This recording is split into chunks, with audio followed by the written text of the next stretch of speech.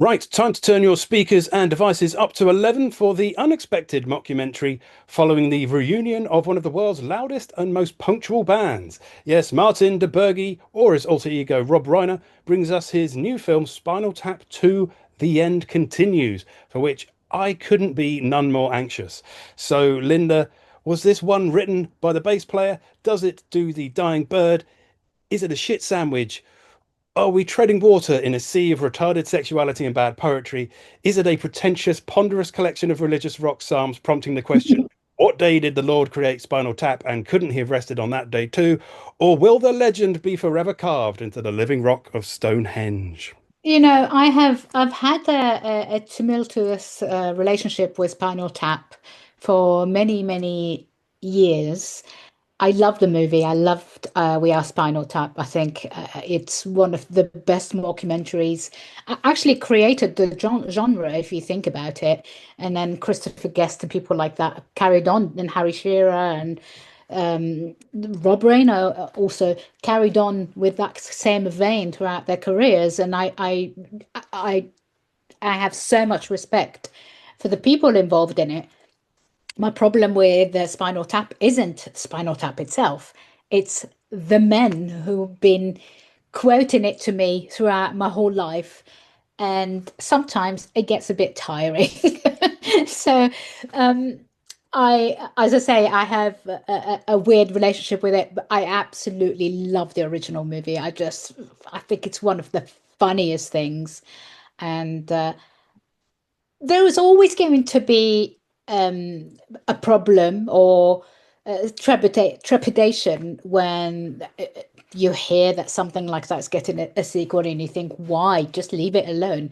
I didn't think that, and I was worried that it might not be funny, but then at the same time, I just thought these guys worked on this thing such a long time ago.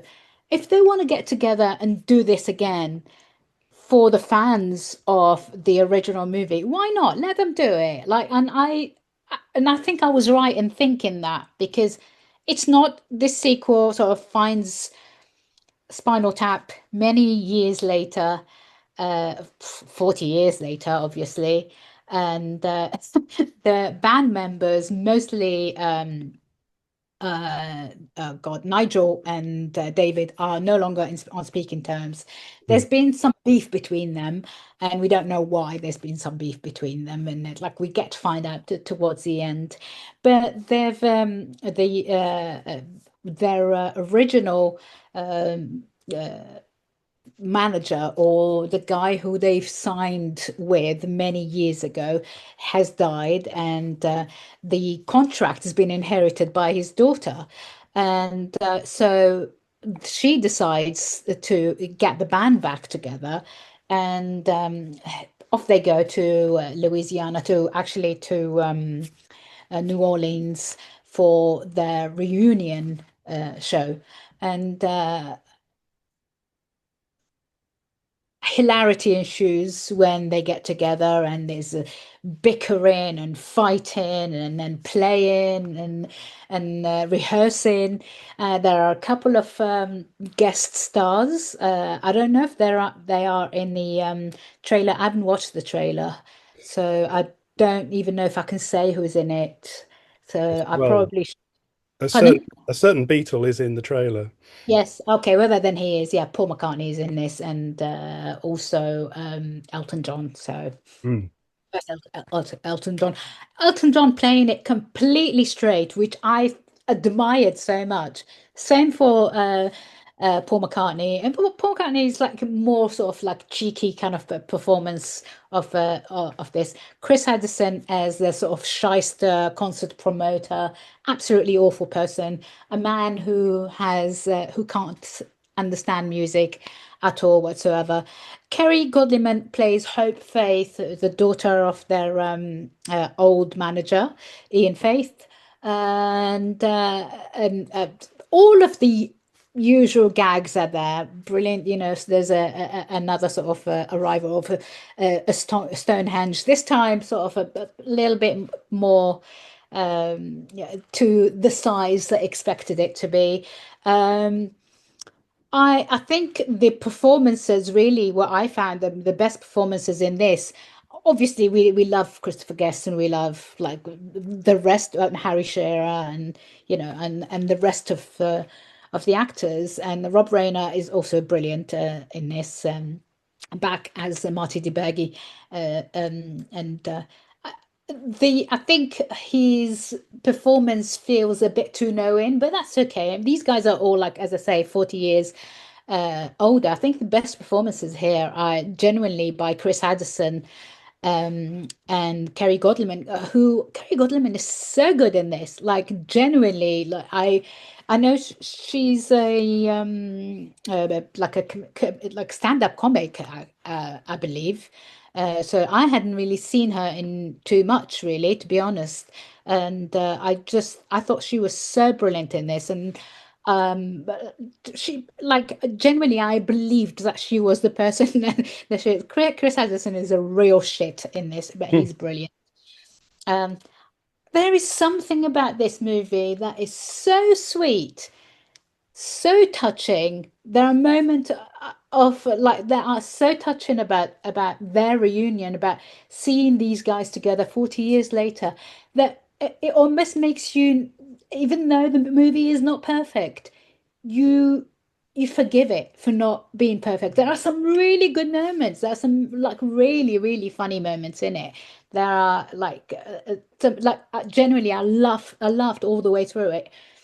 It's not perfect, as I say, and it's like because they are the people who invented that genre, it it almost feels as though they are parodying themselves. Hmm. But at the same time, I just loved seeing them together, and I loved the musical numbers brilliant as ever. There's a obviously at the end there's like this big concert that ends up in a big accident which may or may not involve a a drummer, maybe, or maybe not.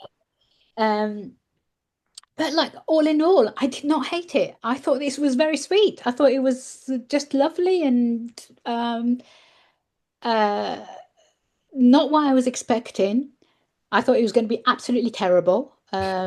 But no, it was good. I liked it. It's not a 5-star movie or a 4-star movie, but I liked it, and I advise anyone who is a fan of the original to go and watch it.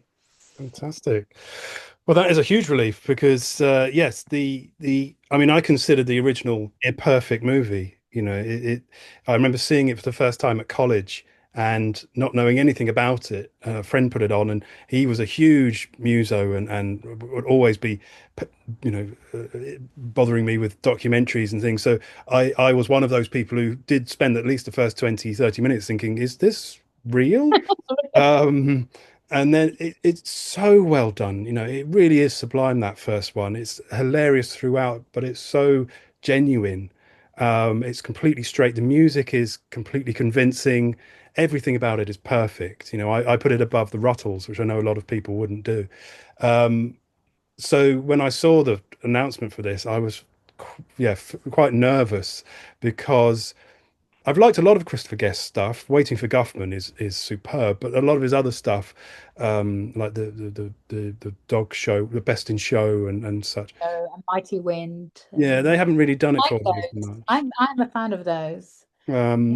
But obviously they've all done great work outside of Spinal Tap, and I've even got the DVD of their playing live at the Royal Albert Hall. So that's a huge relief to hear that. And as I say, because the trailer hadn't really inspired me, I thought Addison came across quite badly in the trailer, Oh, and he's good. I'm not convinced McCartney can act based on the trailer and his appearance in Pirates of the Caribbean. So, whereas Elton John, we know can act very well, and Godliman, yes, John playing it like as if like for real mm, is so good in this. David Furnish is in it. I just thought it was quite good. I like there's very little that I didn't like about it. Also, what it's got on its side is that it's only 1 hour and 23 minutes long. So wow, perfect. yes, absolutely. Any longer and it wouldn't have worked. I mean, no, I totally agree. So many films are just too long these days. That sounds ideal. Although I would recommend to anyone who's still capable of playing physical media, go and get yourself the Blu-ray of Spinal Tap. This is Spinal Tap, the original, because you get a second disc of outtakes, which is almost as long as the actual film itself, edited together, and it's just perfect, absolutely perfect. Wonderful. Well, as I say, huge relief, and I think I know where we'll be spending our money if we head to the cinema this weekend.